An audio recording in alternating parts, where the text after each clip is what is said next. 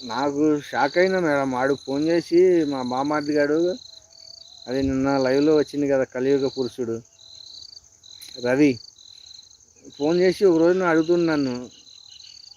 అంటే వేరే ఎవరో ఒక ఫోన్ చేసి అన్నట్టు అడిగి మాట్లాడుతుంది. ఇలా పలానా వాళ్ళ ఇంటి పక్కన ఉంటాం, వాళ్ళకి తెలుసు, ఇలాగా నేను యూట్యూబ్ చేద్దాం అనుకుంటున్నాను, ఏమంటావు అని నన్ను అడుగుతుంది. అది ఏమి ఎరగనట్టు, నేను పెద్ద స్టార్ లాగా. అయిపోతుంది, బంద్ చేద్దాం ఇక.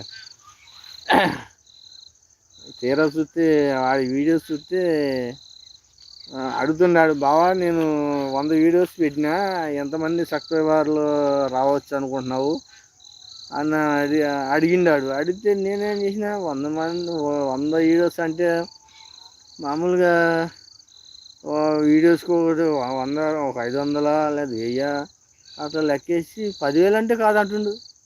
10,000 కాదు, 20,000 కాదు. తీరా చూస్తే ఆ ఛానల్ ఓపెన్ చేసి చూస్తే 150,000. 150 వీడియోలకి. ఇప్పుడు 200 వీడియోలు అయినాయి అనుకుంటా.